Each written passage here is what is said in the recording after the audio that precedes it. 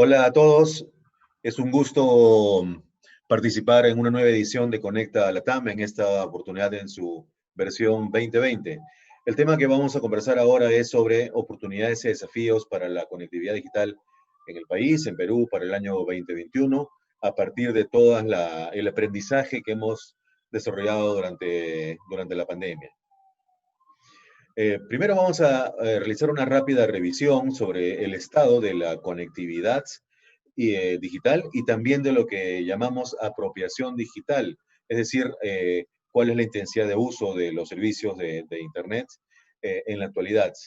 Y a partir de ello vamos a abordar dos temas. Uno es cuál es el horizonte para el despliegue de servicios 5G en el país y segundo, eh, cómo prevemos algo similar, cuál es la previsión que tenemos respecto al despliegue de Internet hogar con niveles de velocidad superiores a lo que encontramos hoy día en el mercado, principalmente a través de las tecnologías FTTH. Y por último, proponemos introducir un tema que precisamente con motivo de la crisis sanitaria se ha manifestado mucho más importante, que es cómo acelerar las inversiones necesarias para el cierre de la infraestructura.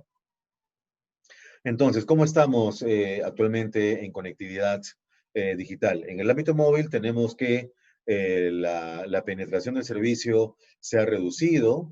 Esto podemos asociarlo a un impacto económico de la pandemia, pero también a una limpieza estadística de las líneas en servicio por parte de los operadores, sobre todo porque encontramos un indicador adicional que ya no es la penetración, sino lo que solemos llamar los usuarios únicos, es decir, usuarios móviles en el Perú, que vemos en el último trimestre, ha crecido por encima del 90% por primera vez a lo largo del tiempo. Vemos que siempre se mantuvo en el orden de el 80, el 85% y ha registrado un salto importante para sentarse por encima del 90%. Es decir, los peruanos en el último trimestre, con información estadística disponible, el segundo trimestre del año, precisamente en el momento en el que se manifestó más la pandemia, hemos aumentado el uso del servicio móvil.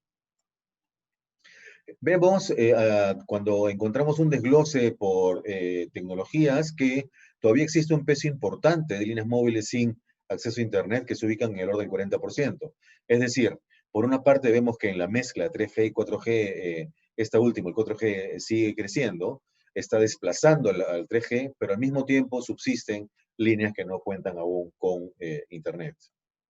A pesar de todo ello, aquí te encontramos con la medición del tráfico una manifestación sobre el crecimiento exponencial que hemos tenido precisamente en el segundo trimestre del año, donde el consumo por línea móvil con Internet ha crecido de una descarga de 5 gigabytes a 8 gigabytes.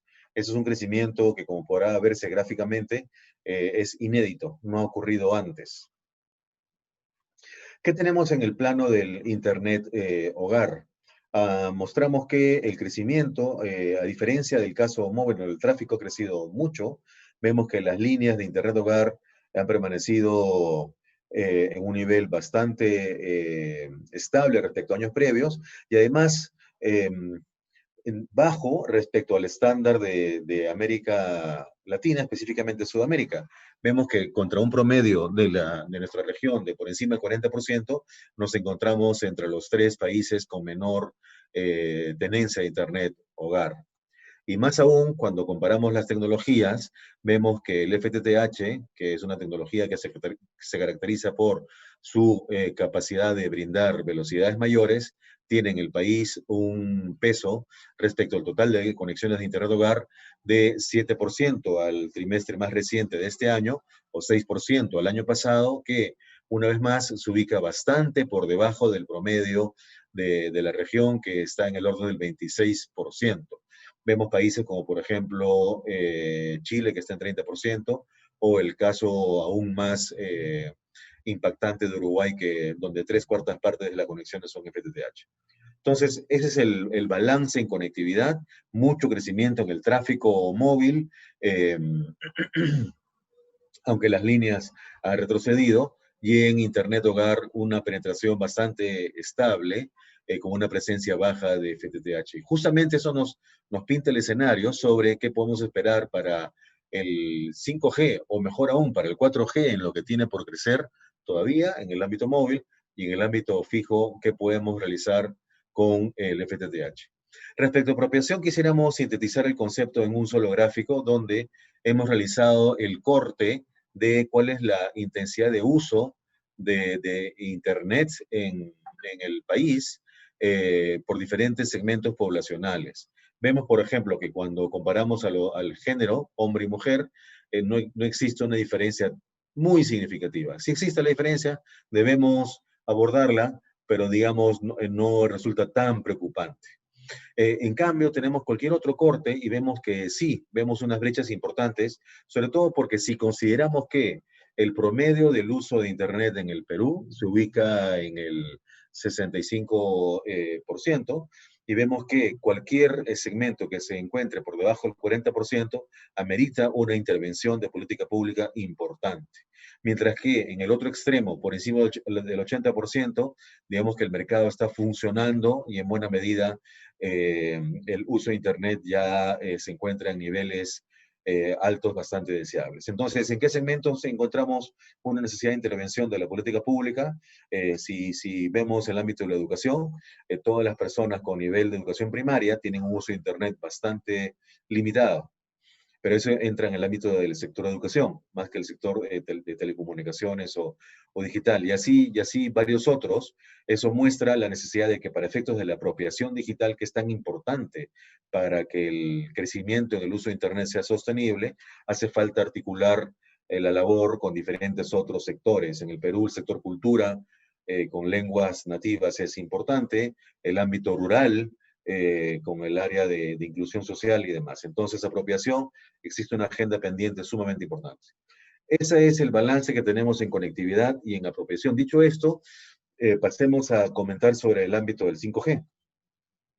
Decíamos hace un momento que todavía existe una porción importante de líneas móviles que no cuenta con Internet, de manera que la labor pareciera requerir ser más orientada a esta expansión pendiente de 4G antes de plantear en el país un despliegue masivo de servicios 5G. Sin embargo, vale la pena revisar cuál es esta promesa de servicios 5G que consiste fundamentalmente en, a través de sus diferentes alternativas, ofrecer soluciones para muchos sectores de la economía y de la sociedad.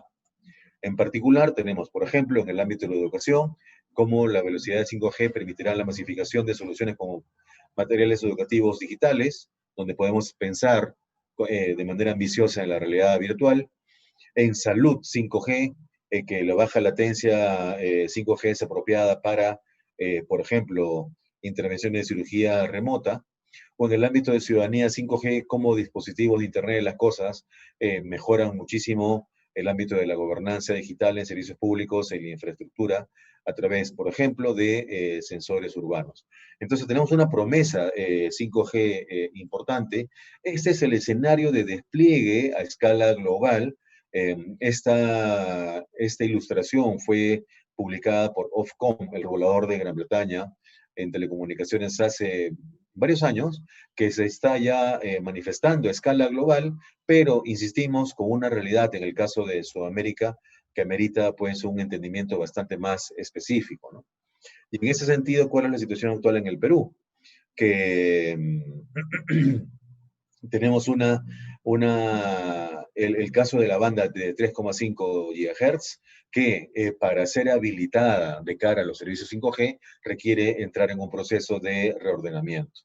Eh, Mientras eso está en proceso, de manera previa, la prioridad del Estado peruano consiste en expandir una mayor disponibilidad de capacidad 4G. Y para eso, en los próximos meses, para el año 2021, vamos a contar con licitaciones en la banda AWS y en la banda de 2.3 GHz. Esta mayor disponibilidad permitirá atender esa demanda que hemos visto en láminas previas sobre un crecimiento exponencial en el tráfico móvil, que estamos seguros en los próximos meses se seguirá manifestando. Y por lo tanto, tanto desde el punto de vista de la política pública como del mercado, las licitaciones 5G o en todo caso la disponibilidad de espectro para servicios 5G queda programada para algún momento posterior. Según lo que el Ministerio de Transportes y Comunicaciones ha manifestado, estas licitaciones en 5G estarían programadas no antes del 2022, como para que el despliegue de servicios pueda ocurrir a partir del año 2023. De manera que ese es el escenario para 5G. ¿Qué ocurre con el FTTH? Mostrábamos hace unas cuantas láminas que su nivel de presencia en el país es todavía bastante bajo en comparación con estándares de países vecinos. Entonces, lo primero que vale la pena revisar es cuál es la visión. Lo primero es que una tendencia que ya venía manifestándose, pero que se ha acelerado con la pandemia, es que cada vez usamos más Internet en el hogar. Eso precisamente define lo que conocemos como nueva normalidad en el ámbito digital y se expresa a través de, por ejemplo, el trabajo remoto, que cada vez se expande más en diversos ámbitos, para diferentes sectores, en diferentes áreas funcionales dentro de las organizaciones. Y, por supuesto, a lo que quizás es mucho más conocido hasta ahora es la educación remota. Entonces, para que ambos tipos de servicios puedan ser viables, es necesario, por ejemplo, pensar en ciudades inteligentes, es necesario también pensar en edificios mejor conectados. Con esta visión, planteamos una necesidad crucial de impulsar el crecimiento de servicios de FTTH. La tenencia de Internet hogar en el Perú es bastante menor, lo mostramos en láminas previas, al estándar de la región. La presencia de tecnologías emergentes es baja. La tecnología FTTH ofrece velocidades mayores y menores precios por unidad de velocidad respecto a otras tecnologías emergentes y por lo tanto está mejor preparada para atender el crecimiento en la demanda en el servicio de Internet hogar en el ámbito urbano del país.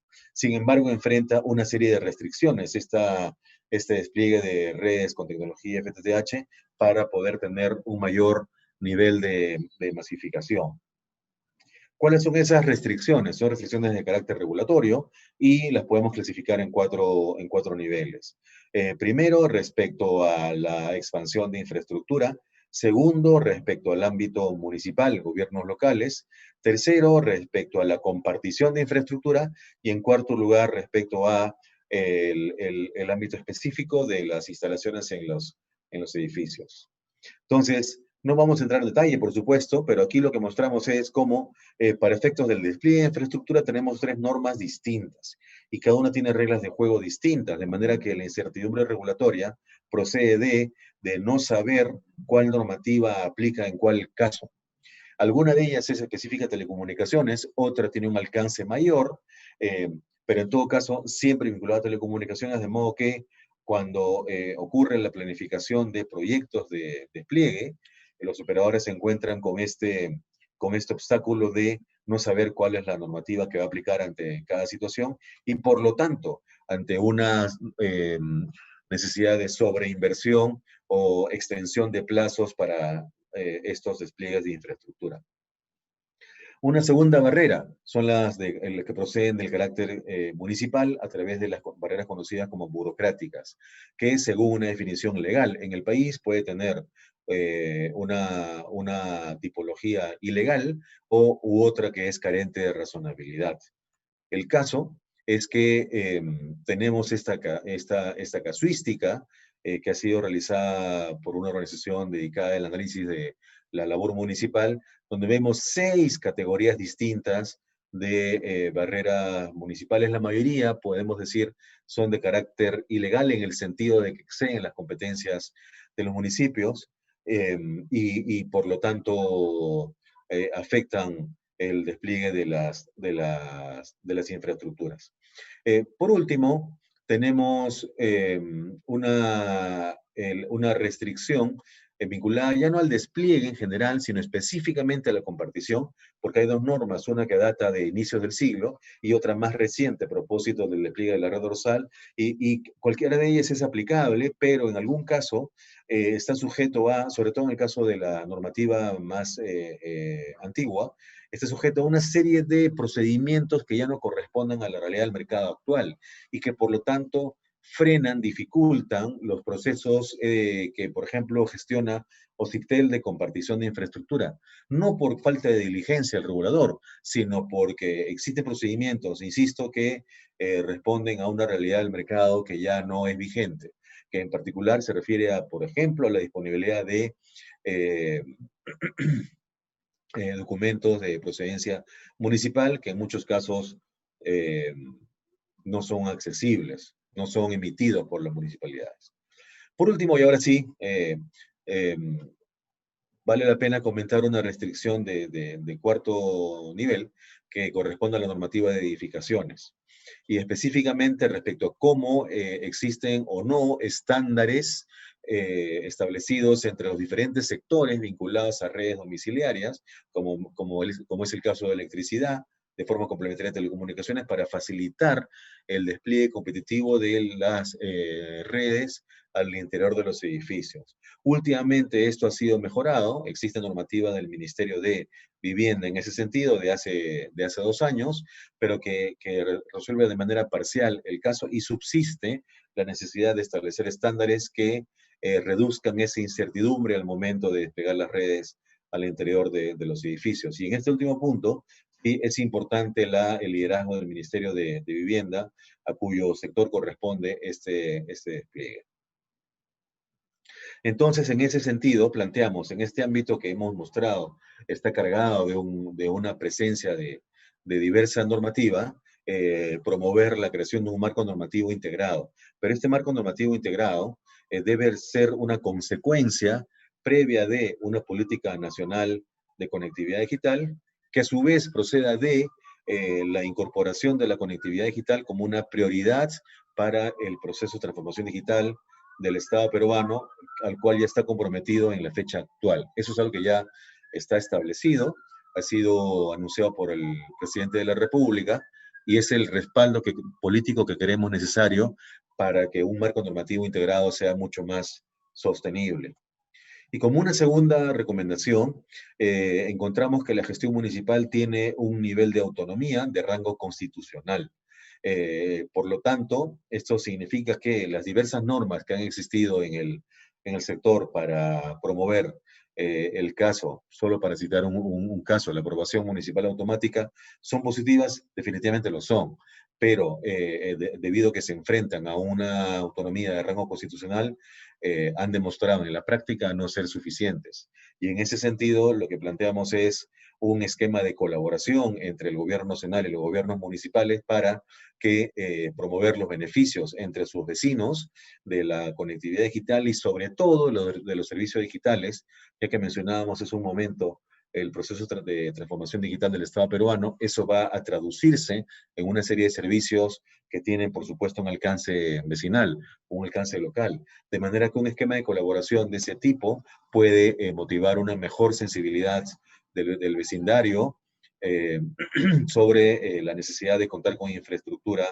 de conectividad. Y si eso se le suma enfoques complementarios con sectores como educación, como emprendimiento, e incluso con esquemas de incentivos a través de mayor disponibilidad de presupuestos para gobiernos locales derivados de estos programas de conectividad digital, entonces la efectividad podría ser mucho, mucho mayor.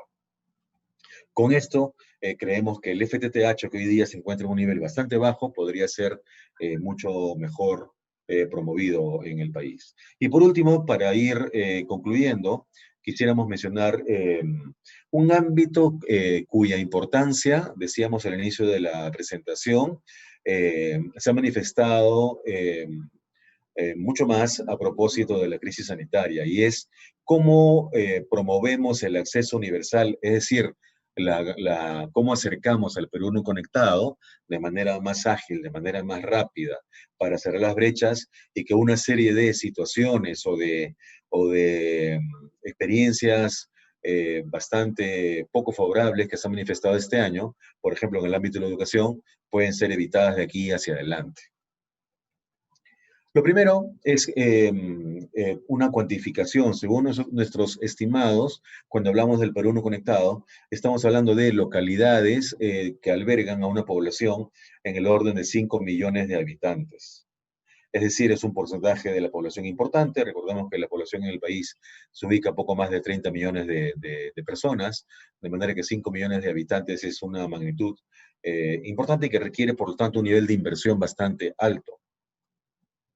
Y en ese sentido, planteamos un enfoque con dos niveles. Lo primero es el modelo de financiamiento como tal, y lo segundo es un aspecto que permite optimizar las inversiones, que es la simplificación regulatoria.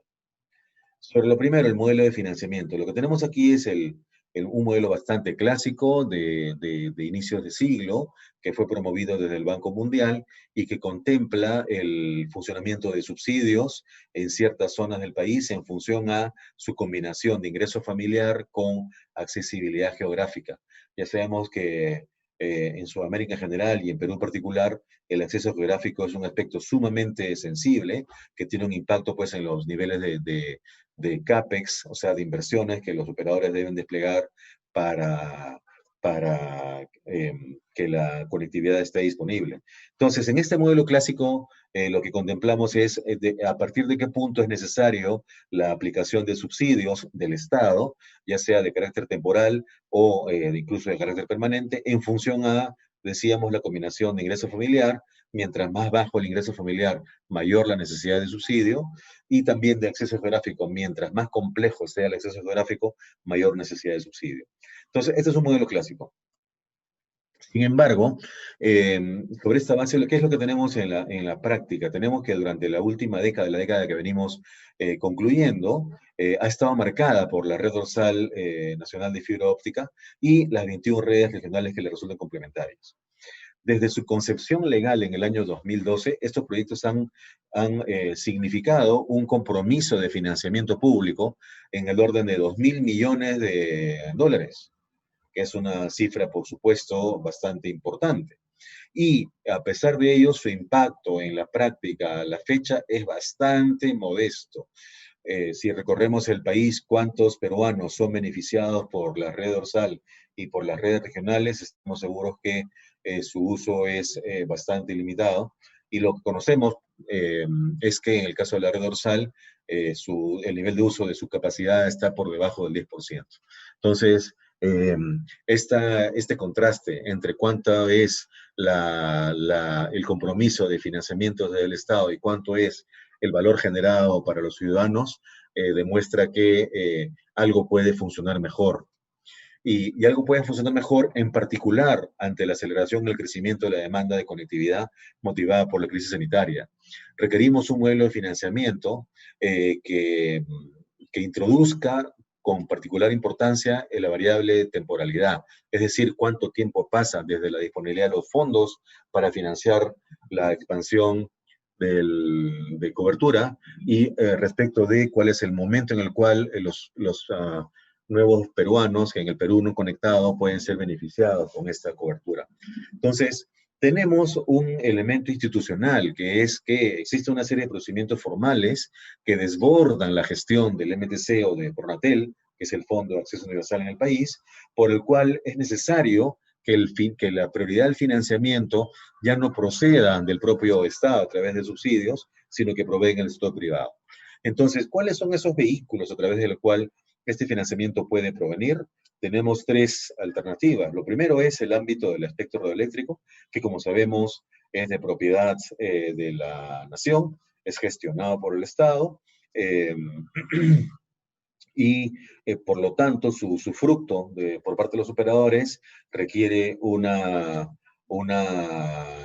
retribución al Estado y eso toma la forma ya sea de los montos de adjudicación en las licitaciones o el canon por su uso a lo largo del tiempo. Entonces, eso requiere una cantidad de fondos que proceden de los operadores y eso podría ser recanalizado para el financiamiento de la expansión de cobertura. Es algo en lo cual ya han habido avances en el pasado, pero podría ser mucho más enfocado en función a esta necesidad tan perentoria que afrontamos. Otro elemento son los propios aportes a Pronatel, que como decíamos, desde el momento que Pronatel recauda los fondos hasta el momento en que eso se traduce en un servicio disponible para el ciudadano pasa mucho tiempo. Y en tercer lugar tenemos el caso de las multas, que como sabemos en los últimos 2 años han tenido un crecimiento demasiado grande respecto a años previos y que podrían ser utilizados también para la expansión de cobertura. Entonces, ¿de qué manera estas fuentes de financiamiento posibles pueden ser eh, combinadas? Es algo que amerita algún estudio de mayor exhaustividad y que además resulte de un diálogo muy fluido entre el ámbito público y el ámbito privado. Eso respecto al modelo de financiamiento para acelerar la expansión de cobertura y el cierre de brechas de conectividad digital en el país. Respecto a la simplificación regulatoria, tenemos un marco que esto procede de OCIPTEL. Este es un esquema planteado por el regulador que contiene una serie de elementos y quisiéramos destacar lo que encontramos en el componente de incentivos, es decir, cómo la inversión en el sector debe estar orientada en adelante hacia la creación de incentivos para la innovación.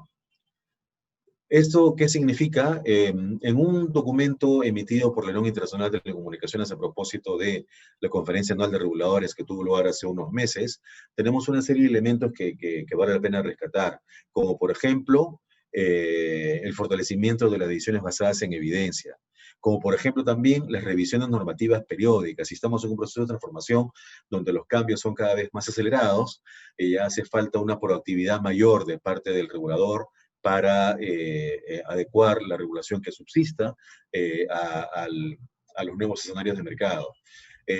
Otro elemento, la regulación solamente en caso que sea necesaria. Cada vez la transformación digital se traduce en servicios donde el mercado funciona de manera mucho más eficiente y reducen o hasta eliminan la necesidad de intervención regulatoria. Y por supuesto el ámbito también de la simplificación regulatoria. De manera que todo un marco de referencia global que sea fortalecido este año respecto a qué significa esta transformación digital y cómo se traduce en un nuevo marco de la regulación, que podemos sintetizar de esta manera.